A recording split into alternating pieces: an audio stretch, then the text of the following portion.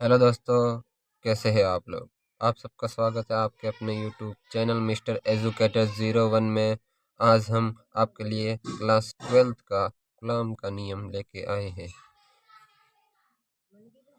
इसे नियम को पहले हम समझते फिर आपको इसकी लिखावट बताते हैं।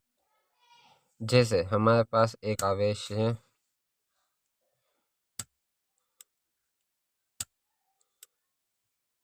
ये हमारे पास Q1 आवेश है और ये आवेश है Q2। इन दोनों के बीच में या तो आकर्षण फोर्स लगेगा या प्रतिकर्षण फोर्स लगेगा। अब आकर्षण फोर्स कब लगेगा? जब ये एक प्लस का हो और ये माइनस का हो। और ये प्रतिकर्षण फोर्स कब लगेगा?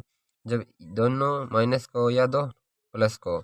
हम कौन सा भी बल मान लेते हैं, हम मान लेते हैं इसमें या तो आकर्षण बल लग रहा है या प्रतिकर्षण बल लग रहा है। तो आकर्षण प्रतिकर्षण बल इन दोनों आवेशों के गुणनफल के समानुपाती होता है। यानी आवेशों का मान बढ़ेगा तो बल का मान बढ़ेगा। जैसे इन दोनों आवेशों का मान बढ़ा तो इनके बीच में कार्यरत बल का मान भी बढ़ेगा तथा ये इनके बीच की दूरी क्या है? आर। ये इन दोनों आवेशों के बीच में लगने वाला बल इनकी बीच की दूरी के वर्ग के व्युत्क्रमानुपाती होता है। अर्थात जितनी ज़्यादा दूरी होगी उतना ही कम बल होगा। अर्थात ये दूर जाते जाएंगे तो इसके बीच में बल कम होता जाएगा, इसलिए ये दूरी के व्युत्क्रमानुपाती होता है। तो हम इसको इस प्रकार भी लिख सकते हैं।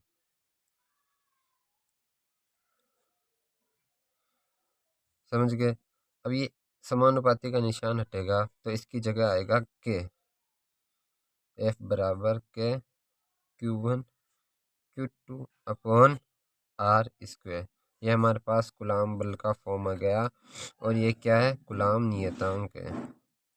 क्या है? कूलाम नियतांक।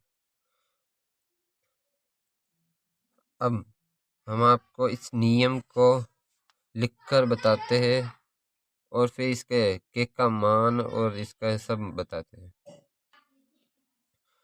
दो बिंदु आवेशों के बीच लगने वाला बल का मान उन आवेशों के गुणनफल के समानुपाती। हमने समझाया ये कोई बल आवेश है Q1 और Q2, इनके बीच में बल है F। ये इसके आवेशों के समानुपाती तथा उनके बीच की दूरी के वर्ग के व्युत्क्रमानुपाती होता है। इनकी बीच की दूरी r है तो इनकी बीच की दूरी के वर्ग के व्युत्क्रमानुपाती होगा। तो हम इसको समीकरण 1 देते थे और इसको समीकरण 2। समझ गए? अब समीकरण 1 व 2 से हम बल को F समानुपाती Q1 Q2 upon are square लिख सकते हैं। अब समानुपाती का नियतांक हटेगा तो यहाँ पे के क्या है? कोई नियतांक है। तो बराबर का निशान आने पर के Q1 Q2 upon are square हो जाएगा। समझ गए होंगे आप?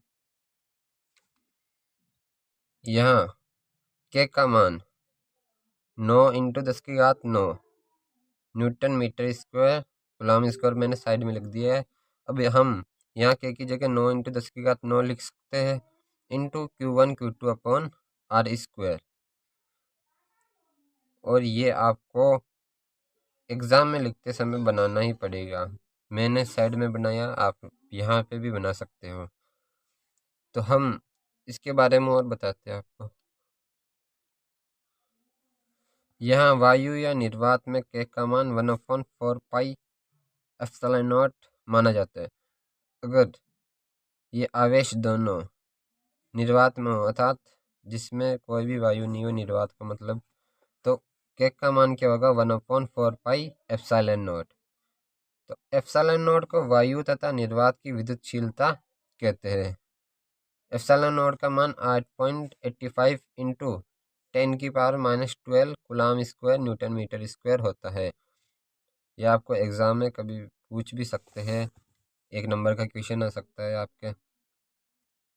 अब हम के का मान ये होता है, तो हम के को 1/4 pi epsilon not Q1 Q2 upon R square लिख सकते हैं। के का मान 1/4 पाई एप्सिलॉन नॉट होता है। तो हम अगर आपसे पूछे कूलाम का नियम लिखिए, तो आप यहाँ तक पूरा लिखेंगे तब आपको 3 नंबर मिलेंगे। ये 3 नंबर का है। चलो दोस्तों, आज के लिए बस इतना ही। अगले वीडियो में हम इसके नियम, कुछ गुणधर्म और पढ़ेंगे। आप कमेंट करें, वीडियो कैसी लगी, लाइक करें, शेयर करें, फॉलो करें।